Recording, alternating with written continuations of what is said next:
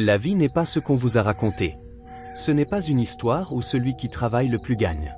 Ce n'est pas un terrain plat où tout le monde part au même endroit.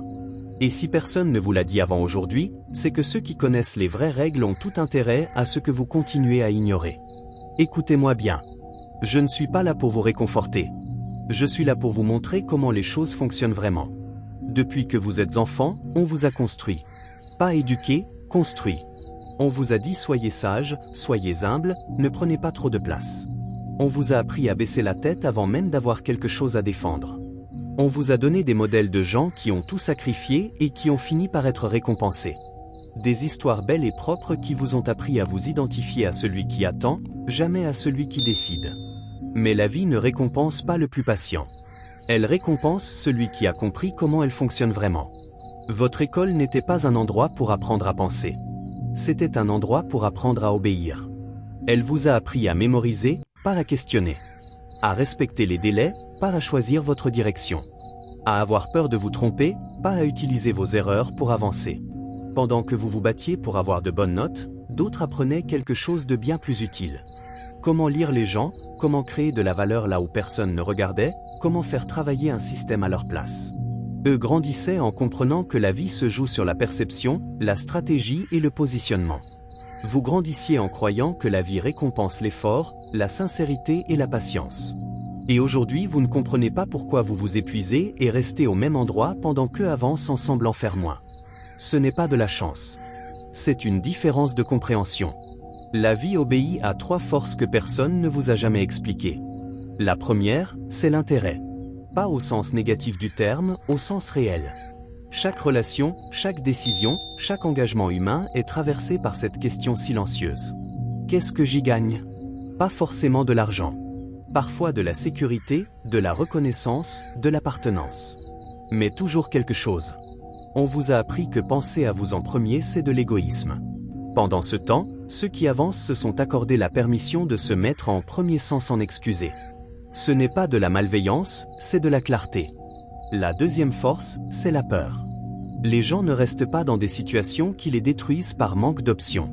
Ils y restent parce qu'imaginer autre chose leur fait plus peur que supporter ce qu'ils connaissent. Peur de perdre ce qu'ils ont même quand ce qu'ils ont ne leur convient plus. Peur d'être jugés par des gens dont l'opinion ne changera rien à leur vie. Peur de l'échec dans un monde qui n'a jamais appris à le traiter autrement que comme une honte. Tant que vous ne regardez pas cette peur en face, et que vous ne décidez pas consciemment si elle mérite de gouverner vos choix, elle le fera à votre place. En silence. Tous les jours. La troisième force, c'est le désir. Pas vos désirs à vous. Les désirs qu'on a fabriqués pour vous. On vous a promis une vie qui ressemble à quelque chose de précis. Un certain travail. Un certain statut. Une certaine façon d'être aimé et reconnu. Et vous avez couru après cette image sans jamais vous demander si c'est vraiment vous qui la vouliez, ou si on vous avait simplement convaincu de la vouloir. Le désir fabriqué ne se rassasie jamais parce qu'il n'est pas le vôtre. Chaque fois que vous atteignez quelque chose, il se déplace un peu plus loin. Et vous recommencez à courir. Regardez votre vie honnêtement. Combien de décisions que vous avez prises étaient vraiment les vôtres, et combien venaient de la pression d'être quelqu'un d'acceptable aux yeux des autres. Le travail que vous faites. La façon dont vous aimez. Les ambitions que vous poursuivez. Combien de tout ça vient de vous, et combien vient de l'idée que vous vous faites de ce qu'on attend de vous. Vous avez passé des années à essayer de mériter l'approbation de gens qui ne savent même pas ce qu'ils veulent eux-mêmes. Vous avez utilisé votre énergie à tenir debout des structures qui vous écrasent. Et chaque fois que vous sentez que vous n'en pouvez plus, ce n'est pas seulement de la fatigue. C'est quelque chose en vous qui vous signale que vous vivez trop loin de ce que vous êtes vraiment. Mais au lieu d'écouter ce signal, vous l'étouffez. Le téléphone. Les séries. La nourriture. N'importe quoi qui occupe l'espace où la vraie question pourrait s'installer. Qu'est-ce que je suis en train de faire de ma vie? Permettez-moi de vous parler de Karim. 42 ans. Responsable commercial dans une entreprise qu'il a rejointe à 28 ans. Compétent. Fiable. Apprécié. Un homme qui a fait exactement ce qu'on lui avait dit de faire. Un soir, il reçoit un appel d'un ancien ami d'université qu'il n'a pas vu depuis 15 ans. Cet ami avait abandonné ses études, à 25 ans, pour monter quelque chose. À l'époque, tout le monde l'avait pris pour un irresponsable. Aujourd'hui, il vit d'une activité qu'il a construite de 0 et qui lui appartient entièrement. Karim raccroche et reste immobile un long moment. Pas jaloux. Déstabilisé. Parce qu'il réalise que pendant 15 ans, il a attendu quelque chose que personne n'allait jamais lui donner. La permission d'avancer autrement. Personne ne viendra vous sauver. Ni votre employeur, ni l'État, ni les gens qui vous aiment. Si une aide extérieure existe, elle ne s'active qu'à partir du moment où vous bougez d'abord. Attendre que les conditions soient parfaites pour commencer, c'est une façon élégante de ne jamais commencer. Parlons d'argent parce que c'est là où la plupart des gens se racontent les histoires les plus confortables.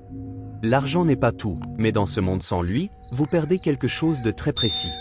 Pas le luxe. La capacité de dire non. Celui qui n'a pas d'option finit par accepter des conditions qu'il n'aurait jamais acceptées s'il en avait eu. Le travail qu'il déteste, la relation qu'il abîme, le respect qu'on ne lui accorde pas. La difficulté financière prolongée, ce n'est pas seulement un manque d'argent. C'est un manque de pouvoir de décision. Apprenez comment l'argent se génère, comment il se protège, comment il travaille pour vous plutôt que vous pour lui. Cessez de penser comme quelqu'un qui échange son temps contre un salaire et commencez à penser comme quelqu'un qui construit quelque chose qui a de la valeur même quand il dort. Chaque fois que vous dépensez pour impressionner des gens qui ne comptent pas vraiment pour vous, vous échangez quelque chose de durable contre quelque chose qui disparaît le lendemain. Parlons des relations parce que c'est là où les gens se perdent le plus profondément. On vous a dit qu'aimer c'est tout donner, tout supporter, tout pardonner. Ce n'est pas de l'amour, c'est de l'effacement. Aimer sans discernement, c'est la façon la plus rapide de disparaître. Une relation sans respect devient une dépendance. Une relation sans limite devient une prison. Une relation sans estime de soi devient une forme lente d'usure. La bonne personne ne vous demandera pas de renoncer à ce que vous êtes pour rester à ses côtés.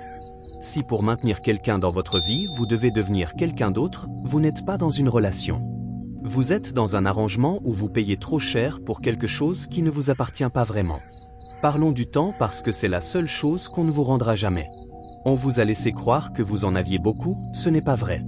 Chaque journée passée dans une situation que vous n'avez pas choisie, chaque matin où vous vous levez en sachant que ce que vous allez faire ne vous ressemble pas, chaque soir où vous remettez à demain ce qui vous appartient aujourd'hui, tout ça ne revient pas. Il n'y a pas de répétition générale. Posez-vous cette question sans vous ménager. Si dans 5 ans votre vie ressemble exactement à ce qu'elle est aujourd'hui, est-ce que ça vous convient? Si la réponse est non, cette réponse mérite d'être prise au sérieux, pas dans des conditions parfaites. Maintenant, avec ce que vous avez, là où vous êtes. Karim n'a pas tout quitté le lendemain de cet appel. Mais il a fait quelque chose de petit et de décisif. Il a arrêté d'attendre la permission. Il a commencé un projet en parallèle, le soir, sans en parler à personne. Pas parce qu'il avait un plan parfait, parce qu'il avait compris que continuer à attendre avait un coût que personne ne lui avait jamais présenté clairement, mais qu'il payait chaque jour quand même.